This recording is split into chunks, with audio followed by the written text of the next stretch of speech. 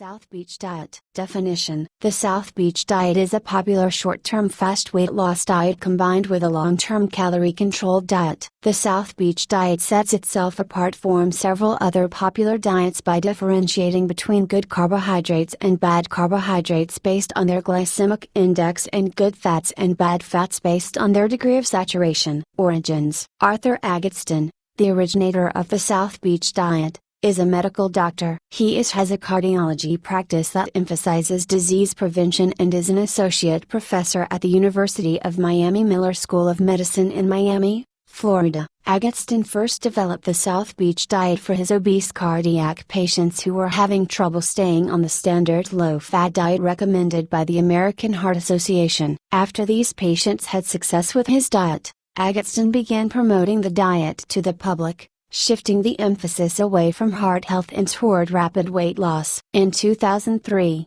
he published the South Beach Diet, the delicious, doctor-designed, foolproof plan for fast and healthy weight loss. Television coverage boosted the popularity of the South Beach Diet, and in 2004, Kraft Foods entered into an agreement that allowed it to use the South Beach Diet name on line of foods that were nutritionally compatible with the diet. Description: the South Beach Diet is part a fast weight loss diet and part a calorie-restricted, portion-controlled long-term diet. Agatston says that the South Beach Diet product calories per serving: frozen entrees 360 or less, frozen pizzas 330-350, wrap sandwich kits 250 or less, frozen breakfast wraps 200 or less, cereal 110-210, cereal bars 140, meal replacement bars 210-220, snack bars 100, cookies and crackers 100 or less, dressings 50-70, steak sauce 5.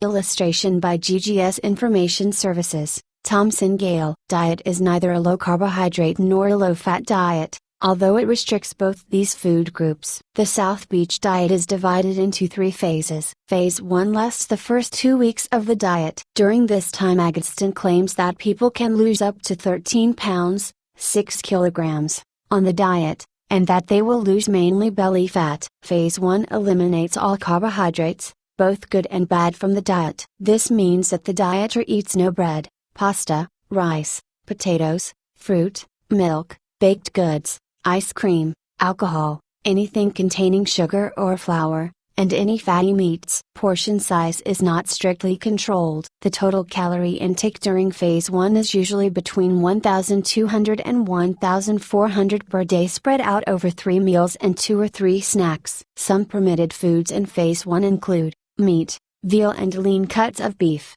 low-fat or fat-free lunch meat, poultry, skinless chicken and turkey breast and Cornish hen, seafood, any kind of fish or shellfish, cheese, many types, low-fat and fat-free only, excluding any type of cream cheese except dairy-free cream cheese, substitute tofu, soft low-fat or calorie-reduced types only, eggs, whole eggs, egg substitute, egg whites, vegetables, non-starchy such as salad vegetables excluding tomato, artichokes, asparagus, broccoli, cauliflower, collard greens, eggplant, mushrooms, turnips, and zucchini, fats, olive oil and canola oil, spices, any seasoning that does not contain sugar, artificial sweetened treats and artificial sweetener, sugar-free only and limited in amount. After 2 weeks on the very rigorous phase 1 diet, the dieter is permitted to start adding back a limited amount of good carbohydrates that have a low. Key terms: B-complex vitamins, a group of water-soluble vitamins that often work together in the body. These include thiamine, B1, riboflavin, B2, niacin, B3, pantothenic acid, B5, pyridoxine, B6, biotin, B7 or vitamin H, folate, folic acid, B9, and cobalamin, B12. Dietary fiber, also known as roughage or bulk. Insoluble fiber moves through the digestive system almost undigested and gives bulk to stools. Soluble fiber dissolves in water and helps keep stools soft. Glucose, a simple sugar that results from the breakdown of carbohydrates. Glucose circulates in the blood and is the main source of energy for the body. Glycemic index, A ranking from 1 to 100 of how much carbohydrate-containing foods raise blood sugar levels within 2 hours after being eaten. Foods with a glycemic index of 50 or lower are considered good. Glycogen, a compound made when the level of glucose, sugar, in the blood is too high. Glycogen is stored in the liver and muscles for release when blood glucose levels are too low. Hormone, a chemical messenger that is produced by one type of cell and travels through the bloodstream to change the metabolism of a different type of cell. Insulin, a hormone made by the pancreas that controls blood glucose, sugar, levels by moving excess glucose into muscle, liver, and other cells for storage. Insulin resistance, a condition in which the cells of the body do not respond to insulin to the degree they normally should. This creates a condition in which more and more insulin must be used to control glucose levels in the blood. Glycemic index, weight loss in phase 2 is expected to be 1 to 2 pounds, 0.6 to 1 kilogram, per week. The permitted foods are the same as in phase 1 with the addition of whole grain cereals, oatmeal, whole grain bread and whole grain pasta, barley, low-fat milk, nuts,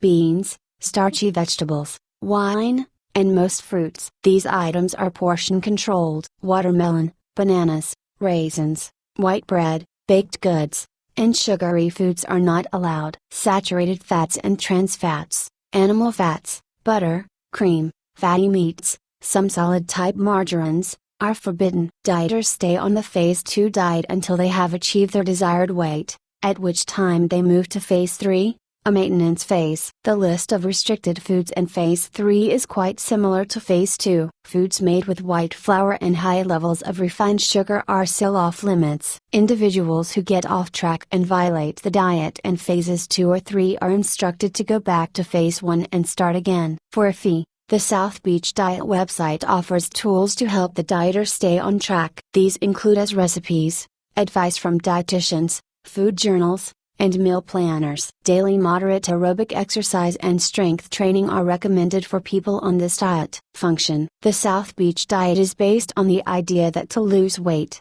the dieter must replace bad carbohydrates with good carbohydrates and bad fats and good fats. Good carbohydrates are defined as those that have a low glycemic index, while bad carbohydrates have a high glycemic index in order to reduce insulin resistance. The glycemic index compares foods on a scale of 1 to 100 for how much they increase the level of glucose, sugar, in the blood. When people eat, the level of glucose in their blood increases. How much it increases depends on the foods they eat. Good foods with a low glycemic index, below 50, raise blood sugar less than bad foods with a high glycemic index, above 50 or above 65 depending on which authority is consulted. When blood glucose levels increase, cells in the pancreas release the hormone insulin. This signals cells in the body to convert some of the glucose into a compound called glycogen that is stored in the liver and muscles and some into fat, stored in fat cells. When blood glucose levels go down,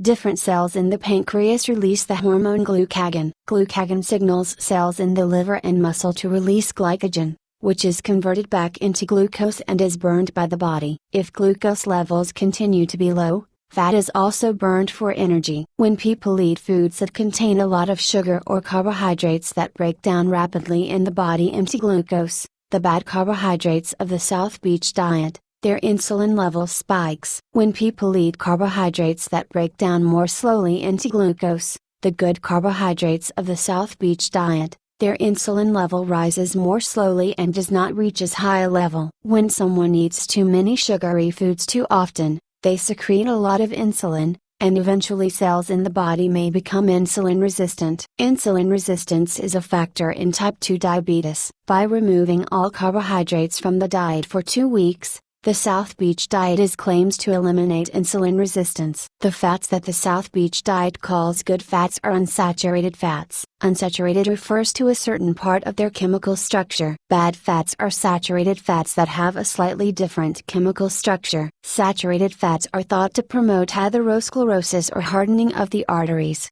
In this condition, cholesterol and other materials build up on the walls of the arteries, blood vessels, blocking blood flow and causing the arteries to lose their elasticity. Benefits. According to Agatston, benefits of the South Beach Diet include Rapid weight loss followed by lifetime weight control. Loss of weight from the belly region. Fewer hunger pangs because of slower carbohydrate breakdown and frequent small meals. A heart-healthy approach to fats. Decreased risk of developing cardiovascular disease. Precautions. The South Beach diet is unlikely to meet the nutritional needs of growing children. Risks. Many nutritionists question whether this diet provides long-term balanced nutrition. Specific objections are that limiting milk may lead to calcium deficiency, and limiting and whole grains even in the maintenance phase may lead to deficiencies in dietary fiber and B-complex vitamins. The initial rapid weight loss also is of concern to many weight loss experts. Research and general acceptance. The South Beach diet is relatively new,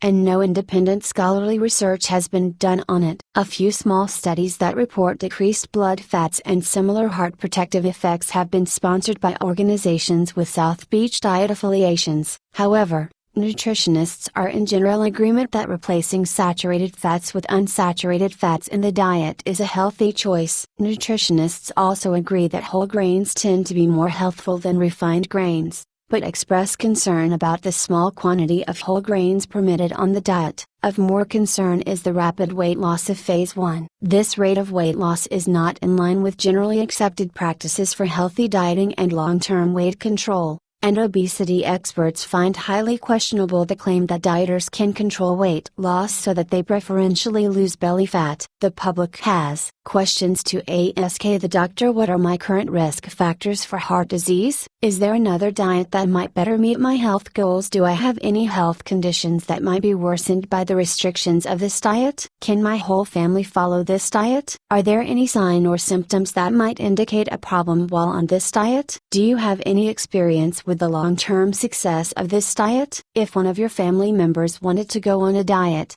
would you recommend this one? Enthusiastically embrace the South Beach diet, but how many people can stay on this fairly rigorous diet and maintain long-term weight loss remains to be seen.